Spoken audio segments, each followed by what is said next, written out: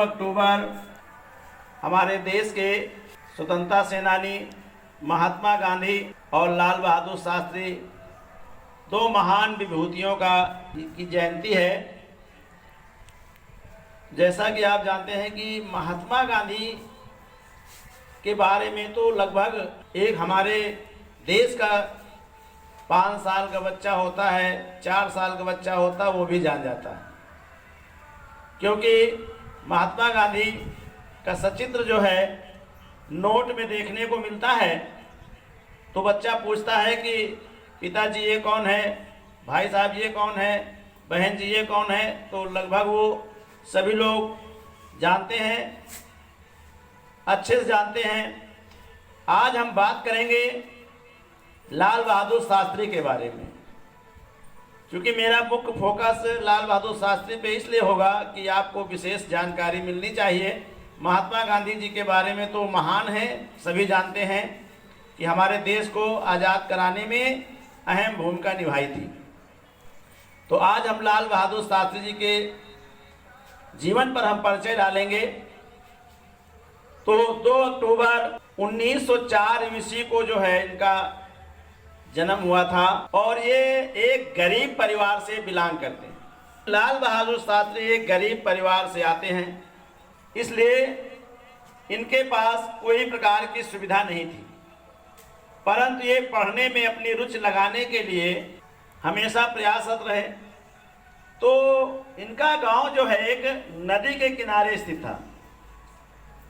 तो नदी किनारे होने के कारण जो भी गांव से बाहर निकलेगा तो पहले आप देखा होगा कि एक फेरी वाली जो व्यवस्था रहती थी, छोटी सी नाव रहती थी, लोग उससे जो है पार हो जाते थे और पार कराने के बदले में उसको मजदूरी दी जाती थी। तो डेली जो है स्कूल जाने के लिए भी नदी पार करना पड़ता था। अब बेचारे इनके पास पैसे की व्यवस्था नहीं थी और स्कूल जाना भी था, तो ये बेचारे क्या करते थे, अपना कपड़ा उतार लेते थे और कपड़ा उतार करके जो किताबें रहती थी उनको बांध करके अपने सर बांध देते थे और बांध करके तैर करके जो है वो स्कूल जाते थे। शर्ट तो नहीं भीगती थी, किताबें तो नहीं भीगती थी, लेकिन इनका पैंट जो है भीग जाता था। इस तरीके से दूसरी घटना मैं बता रहा हूँ, स्कूली घटना इनकी है। एक दिन जो पता चला कि स्कूल में कोई नेता आ रहे हैं, जैसे आपके विद्यालय में कोई नेता आता है या कोई अधिकारी आता है या कोई जयंती होती है, तो टीचर कहते हैं कि भैया सब लोग बिल्कुल फ्रेश होके आना, नहा करके, तेल लगा करके, कंघी करके, बढ़िया स्वच्छ साफ कपड़े पहन करके आना। और उसी दिन जो है एक गणित का नए चैप्टर का आगाज किया जाएगा, अच्छे से उसको विस्तृत तरीके से पढ़ाया जाएगा, इसलिए आप लोग स्वच्छ साफ होकर आना और अवश्य आना। अब लाल बहादुर शास्त्री जी, इतने पैसे इनके पास नहीं थे कि सारी व्यवस्थाओं को पूरा कर ले। ये घर पहुंचते हैं, पहुंचने पे पता चला घर में तेल ही नहीं है। जब तेल नहीं है, अब इनको ये पता है कि गुरुजी की बात भी मानना है। गुरुजी ने कहा स्वच्छ और साफ होकर आना और नए चैप्टर का आगाज भी होना है मैथ का। अगर हम नहीं जाएंगे तो हमारा छूट भी जाएगा और हमारे गुरुजी की बात भी अधूरी हो जाएगी कि हम उनकी बात पे खरे नहीं उतरे। अब ये परेशान थे बेचारे, तो इन्होंने अपना सर मुड़वा दिया। कहा तेल नहीं है तो सर मुड़वा दिया उन्होंने, और सर मुड़वा करके स्वच्छ और साफ होकर के वो वहां पहुंचे। तो ये उनकी लगनशीलता और टीचरों का जो सम्मान है, इस तरह से उनकी स्कूली घटना है।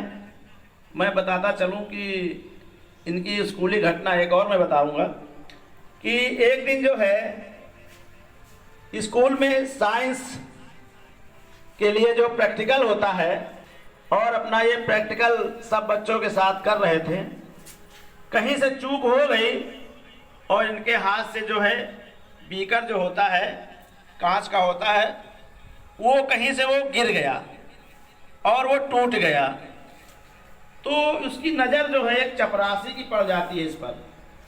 जो स्कूल का चपरासी होता है उसकी एक नज़र उसके उनके ऊपर पड़ गई कि जो है इन्होंने बीकर तोड़ दिया। तो उस चपरासी ने जो है इनके जा करके और एक चाटा जमड़ दिया। एक चाटा जब जकड़ दिया तो इन्होंने उस पर गुस्सा नहीं दिखाया। उन्होंने साहस उसको स्वीकार किया और कहा क्या हुआ, स्कूल का टीचर है, स्कूल का चपरासी है तो स्कूल के ना, इसलिए मैंने गलती की है और स्कूल की सामग्री तोड़ी है, तो नुकसान तो स्कूल का हुआ ना। तो स्कूल का नुकसान हुआ या मेरा हुआ, बात एक ही हुई है। तो उन्होंने उस चपरासी को जो है कुछ नहीं कहा और उसको स्वीकार कर लिया कि ये गलती मुझसे हुई है। ऐसे उदार व्यक्ति थे हमारे लाल बहादुर शास्त्री जी। इसी तरह से महात्मा गांधी जी ने एक आंदोलन छेड़ा था, असहयोग आंदोलन। मेरे प्यारे बच्चों, लाल बहादुर शास्त्री गरीब परिवार से जरूर थे लेकिन मन के बहुत धनी थे। इन्होंने जो है असहयोग आंदोलन में अपनी छलांग लगा दी। असहयोग आंदोलन का मतलब क्या होता है आप लोग जानते हैं कि हम किसी का सहयोग नहीं लेंगे, हम किसी का नहीं, अंग्रेजों का सहयोग नहीं लेंगे। तो अब बेचारे स्कूल जाते थे तो स्कूल तो अंग्रेजों का था, तो इन्होंने मन में ठान लिया कि हम अंग्रेजों का सहयोग नहीं लेंगे, इसलिए हम स्कूल अंग्रेजों के नहीं जाएंगे। अब इनके माता पिता को जब पता चला कि इस तरह हमने इतना पैसा खर्च किया, उम्मीद लगाई थी कि मेरा बेटा पढ़ लिख करके अंग्रेजों के चाकरी करेगा तो घर का खर्चा आएगा, घर की उन्नति हो सकती है, और ये तो पढ़ाई छोड़ देगा, ये तो गलत हो गया। महात्मा गांधी जी को भी ये जानकारी हुई तो महात्मा गांधी ने कहा भाई ये बात ठीक नहीं है, आप इस आंदोलन में आ जाइए लेकिन पढ़ाई ना छोड़िए। तब इन्होंने जो है काशी में हिंदू वाहिनी में, हिंदू काशी विद्यालय में इन्होंने वहाँ पे संस्कृत से जो है अपना एडमिशन ले लिया और वहाँ पर इन्होंने अपनी शिक्षा प्राप्त की। जब कोई व्यक्ति संस्कृत में शिक्षा लेता है, एजुकेशन लेता है, तो वो उसकी उपाधि शास्त्री की मिलती है। तभी से इनको जो है शास्त्री की उपाधि मिली है।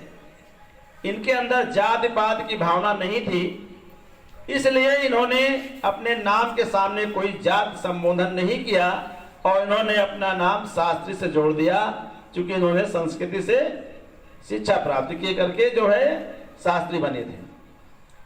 तो इस तरीके से आपको पता हो गया होगा कि वास्तव में लाल बहादुर शास्त्री जो है एक बहुत ही उदार व्यक्ति थे। एक मैं छोटी सी घटना बताऊंगा। भाई जब आंदोलन छिड़ा तो कई बार बेचारे देश के खातिर जो है आंदोलन में इनको पकड़ करके जो है कई बार जेलों में भेजा गया। सबसे पहले जेल गए थे जब 17 वर्ष की उम्र में थे। जब 17 वर्ष की उम्र में गए तो वहां पे जब जेलर ने पूछा कि तुम्हारी उम्र कितनी है, तो पता चला कि इनकी उम्र 17 वर्ष है। तो 17 वर्ष एक नाबालिग बच्चा होता है, तो जेलर ने डंडा मार के भगा दिया, कहा जाओ तुम्हारा काम यहाँ नहीं है और तुम बच्चे हो, ऐसा काम मत करिए। इस तरह से डांट करके उसको भगा दिया।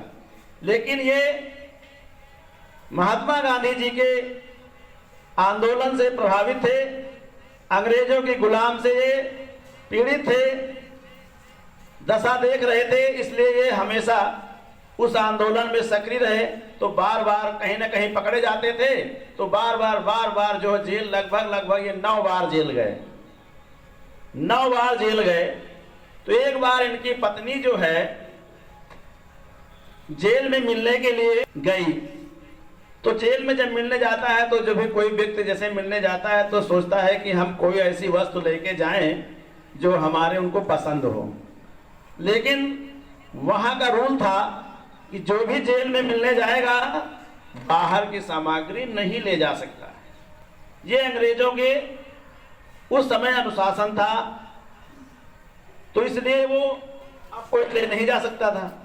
इनकी पत्नी को ये पता था कि लाल बहादुर शास्त्री जो है आम के बहुत ही प्रिय थे, खाने में इनको पसंद था।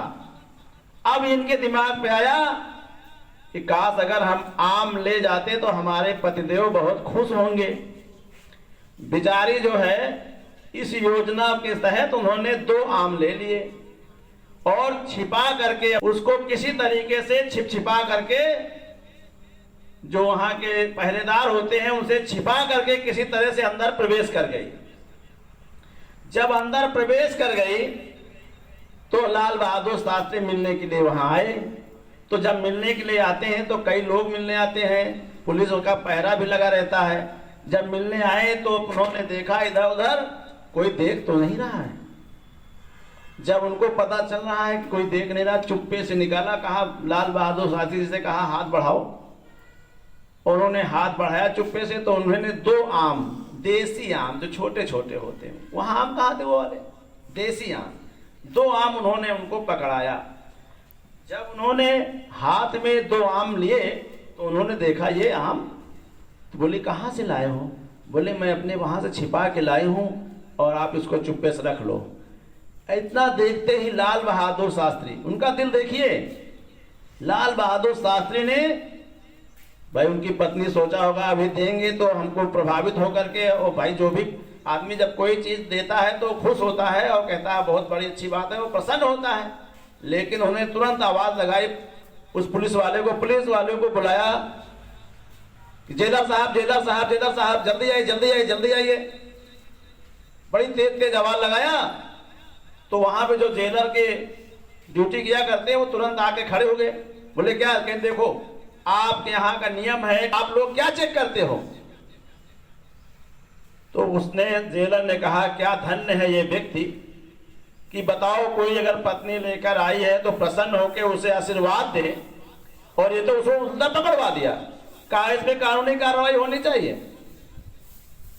जेलर समझदार था, उसने वो आम कहा अब तुमको मिल गए, लेकिन नहीं नहीं नहीं हमको नहीं चाहिए। जब आपका नियम है कि आदेश है कि आप कोई भी सामग्री बाहर की नहीं ले सकते हो, तो हमें इसकी आवश्यकता नहीं है, हम ऐसा नहीं कर सकते हैं।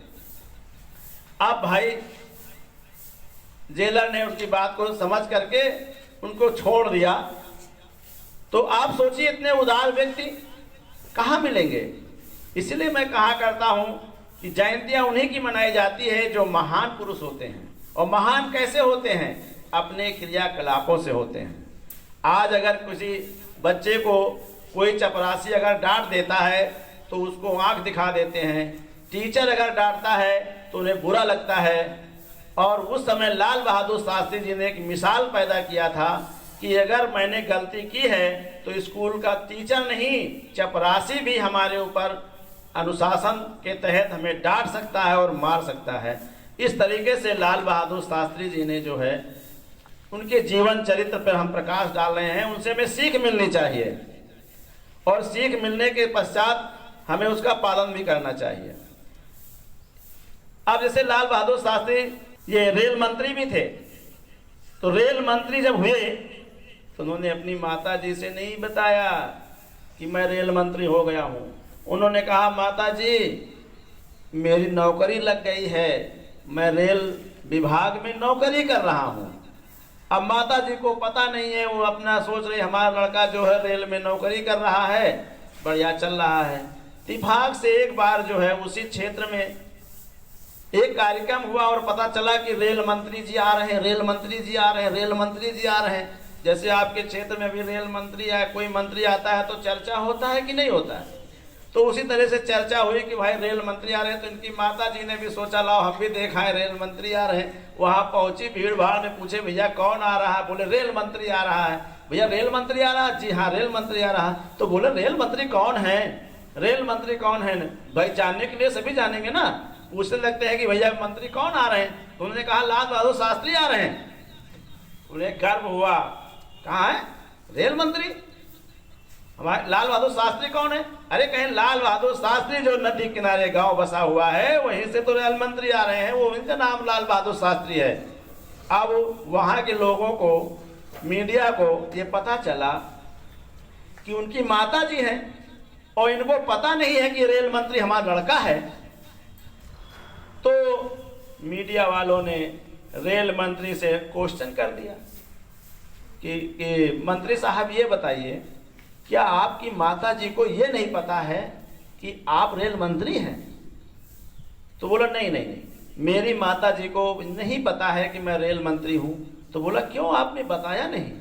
कहा इसलिए नहीं बताया कि मेरी माता जो है, हम लोग एक गरीब परिवार से हैं, तो इसलिए अगर हम बता देते कि हम रेल मंत्री हो गए हैं तो मेरी माता जी अपने पड़ोसियों को, अपने रिश्तेदारों को हमसे जो है सिफारिश करती कि भैया इनको टिकट बांटे में लगा दो, भैया इनको चपरासी में लगा दो, भैया इनको पानी पीने में लगा दो, इनको इसमें लगा दो, उनको उसमें लगा दो। तो मुझे माता जी की बात को फिर मानना पड़ता, फिर हमें जो है गलत करना पड़ता। इसलिए हम किसी की जो है गलत सिफारिश नहीं करना चाहते थे, हम किसी को गलत लाभ नहीं पहुंचाना चाहते थे। हम पूरे देश के लिए हम कार्य कर रहे हैं, हम सबको समान दृष्टि से देखना चाहते हैं, इसलिए मैंने नहीं बताया है कि मैं रेल मंत्री हूं। आप बताइए, ऐसे महापुरुष थे, आप सोचते रह जाएंगे ऐसे महापुरुष कहां मिलेंगे? मिलेंगे? एक छोटी सी घटना और मैं बताता हूं इनकी। जब ये मंत्री थे तो एक फंक्शन में गए और फंक्शन में जब पहुंचे तो मंच पर बैठे हुए थे, इनकी नजर पड़ गई, एक व्यक्ति उसमें से जो है चुप्पे चुप्पे वो मुंह घुमाए निकलने का प्रयास कर रहा था। जैसे पहले तो बैठा है भीड़ में, जैसे आप लोग बैठे हो, अब इसमें से कोई अगर निकलना चाहता है तो नजर मेरी पड़ेगी ना, तो उसी तरह से मंत्री महोदय की नजर पड़ गई। तो उन्होंने पहचान लिया कि अरे ये तो वही व्यक्ति है जो हमारे स्कूल में चपरासी था और हमें चाटा मारा। और वो चपरासी ने देख लिया कि मैंने इस लड़के को चाटा मारा था, इसलिए वो सोचा निकल लो यहां से। अगर निकल लो नहीं, मंत्री महोदय जान गए तो समझ लो हमारा खैर नहीं। इस डर से वो बेचारा चुप्पे निकलने का प्रयास कर रहा था। तो मंत्री महोदय ने उसका नाम बुलाया, ये कौन जा रहे भाई, यहाँ देखो कौन है? अरे देवी दयाल जी कहाँ जा रहे हो? उसका नाम लेकर के आवाज लगाया, यहाँ आइए आप। अब उन्होंने देवी दयाल जी को बुलाया मंच पे और गले लगाया और लोगों से जानते हो क्या बताया? कहा यही व्यक्ति है जो स्कूल में जब पढ़ने जाते थे तो मेरा बहुत मदद करता था, बहुत मदद करता था, इनका बहुत बड़ा सहयोग है मेरे ऊपर। इस तरह से जब बताया तो देवी दयाल बेचारे रोने लगे और पैरों पे गिर पड़े कि तुम्हारे धन्य हो, कहाँ दूसरी बात वो नहीं बता रहे हो, और उन्होंने हमारे ऊपर एहसान ला दिया लोगों को। मरी अब जिन लोग वहां बैठे रहे बड़े प्रसन्न हुए, देवी दयाल देवी दयाल देवी दयाल हो गए। रे मंत्री खास आदमी बताओ बेचारा। अब देवी दयाल बढ़िया छा गए। तो उनका उदार व्यक्ति देखिएगा, आज अगर किसी को ऐसा हो जाए तो बदले की भावना से जब वो पहुंचेगा वो पद पे तो क्या करेगा जानते ही आप लोग, वही डर से बेचारे वो भाग ही रहे थे। ऐसा है कि नहीं है? तो इस तरीके से इस ऐसे उदार व्यक्तियों की जयंती मनाना हमारा कर्तव्य बनता है और हमें प्रेरणा मिलनी चाहिए। मैं कहानी नहीं बता रहा हूं कि बनाई हुई कहानी बता रहा हूं, वास्तविकता उनकी लिखी कहानी है। वो ऐसे ऐसे कार्य किए हैं, ऐसे ऐसे विद्यालय समय बीता हुआ है। एक छोटी सी घटना और बता देता हूं। जब ये रेल मंत्री थे तो रेल मंत्री जैसे क्लास टीचर होता है उस तरह से हर विभाग के मंत्री होते हैं और मंत्री की जिम्मेदारी उस विभाग पर होती है। तो एक बार जो है छोटी सी कहीं घटना हो गई, रेलवे में दुर्घटना कहते हैं उसको, दुर्घटना हो गई।